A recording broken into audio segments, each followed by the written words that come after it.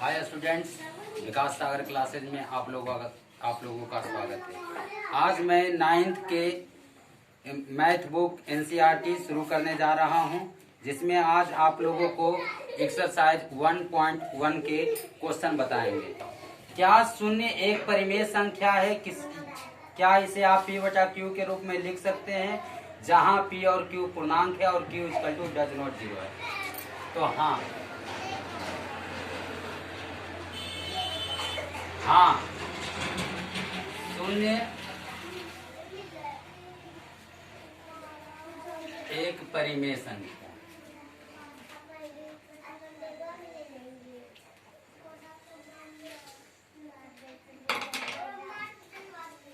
क्या आप इसे P बटा Q के रूप में लिख सकते हैं? तो हाँ, इसे हम P बटा Q के रूप में लिख सकते हैं। जैसे देखिए, यहाँ पर P हो गया शून्य और Q जो प्राकृत संख्या लेते हैं, यहां से 1 2 3 4 डॉट डॉट डॉट इन्फिनिटी तक, तो यहाँ लिखना है P बटा Q के रूप में। तो देते हैं अकॉर्डिंग टू क्वेश्चन, या P बटा Q बराबर P 0, तो हम Q के जगह पर 1 लिख सकते हैं, फिर P 0 ले सकते हैं तो Q के जगह पर 2 लिख सकते हैं, फिर P के जगह पर 0 ले सकते हैं तो Q के स्थान पर 3। इसी तरीका से जा सकता है, तो etc। तो आपका पहला नंबर क्वेश्चन बन गया। अब इसका दूसरा नंबर क्वेश्चन। दूसरा नंबर क्वेश्चन कहता है 3 और 4 के बीच 6 परिमेय संख्या ज्ञात करना है। तो परिमेय संख्या ज्ञात करने के लिए एक सिंपल तरीका है, कभी भी आप भूलिएगा नहीं। 3 और 4 के बीच में 6 परिमेय संख्या ज्ञात करना है। तो यहाँ पर लिखेंगे 6 परिमेय संख्या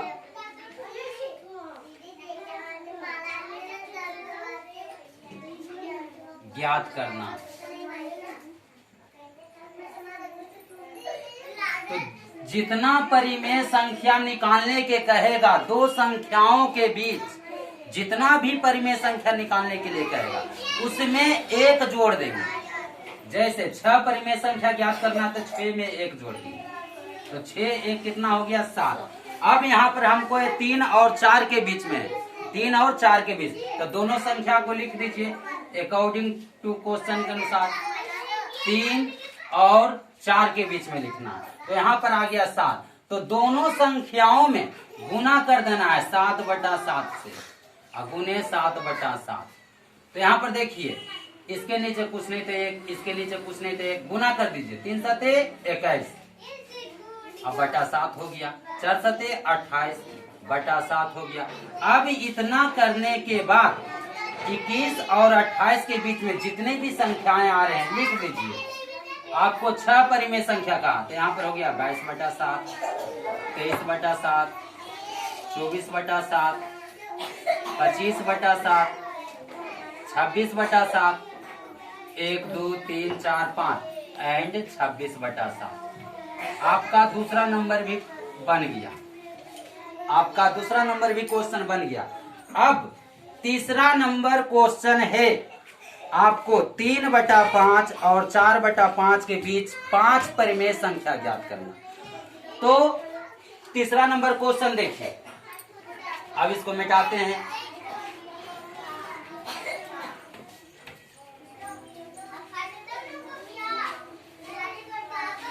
तीसरा नंबर क्वेश्चन कहाँ है कि 3 बटा 5 और 4 बटा 5 के बीच 5 परिमेय संख्या ज्ञात करना।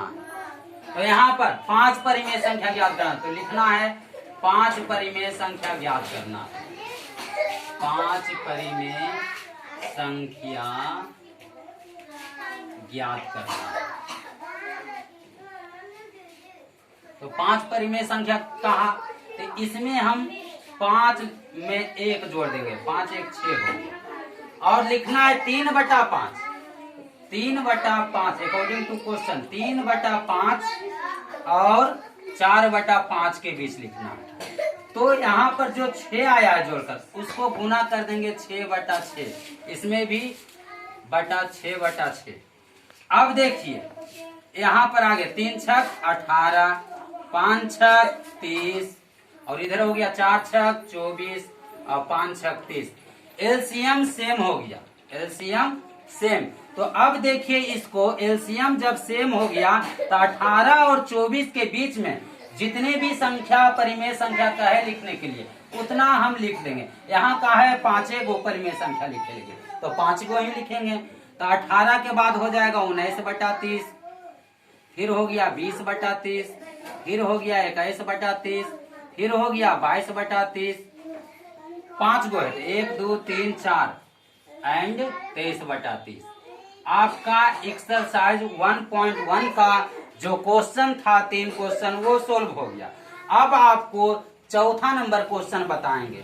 तो चौथा नंबर क्वेश्चन है सत्य या असत्य बताएं और कारण के साथ बताएं।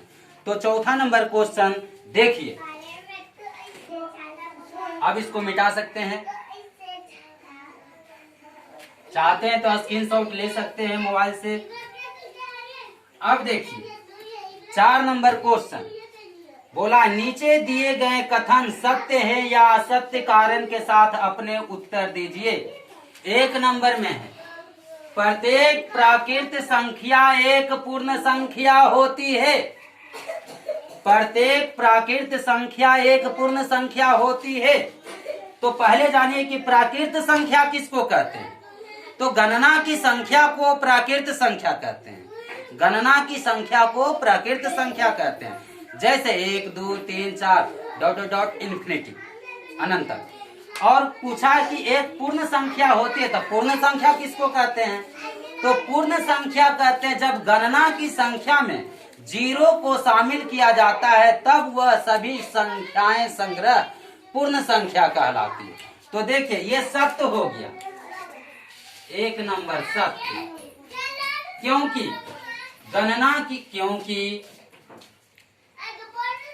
गणना की संख्या में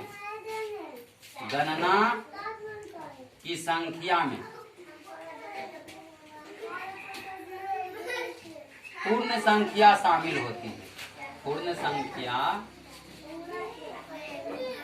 शामिल होती है।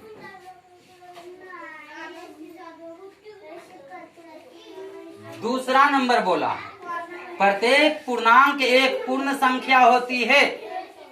प्रत्येक पूर्णांक एक पूर्ण संख्या होती है, यह असत्य है। अब क्यों असत्य है ये देखिए, प्रत्येक पूर्णांक एक पूर्ण संख्या होती है। तो यहाँ पर बोला पूर्णांक, तो पूर्णांक किसको कहते हैं। तो धनात्मक संख्या और ऋणात्मक संख्या को पूर्णांक कहा जाता है। लेकिन यह प्रश्न आपको कह रहा है प्रत्येक पूर्णांक एक पूर्ण संख्या होती है। तो पूर्ण संख्या गणना की संख्या में शामिल होते हैं।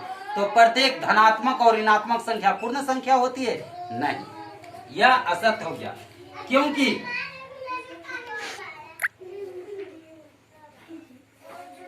क्योंकि पूर्णांक पूर्ण संख्या नहीं होती, पूर्ण संख्या नहीं होती। तीसरा नंबर बोल रहा है कि प्रत्येक परिमेय संख्या एक पूर्ण संख्या होती है। प्रत्येक परिमेय संख्या एक पूर्ण संख्या होती है। तो परिमेय संख्या पूर्ण संख्या होगा नहीं, तो यह असत्य है, यह असत्य है। क्योंकि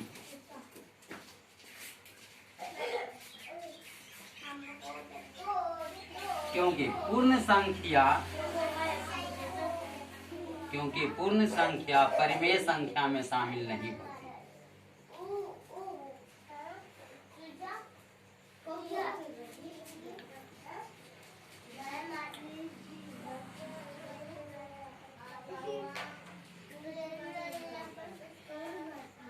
बउआ साहब देखिए 9th क्लास के एनसीईआरटी बुक जो मैथ है उसको हमने एक्सरसाइज 1.1 को सोल्व कर दिया। आप धीरे धीरे आगे देखिएगा कि हम टोटल चैप्टर को सोल्व करके बताएंगे और इसी चैनल के साथ बने रहिए। फिर मिलेंगे।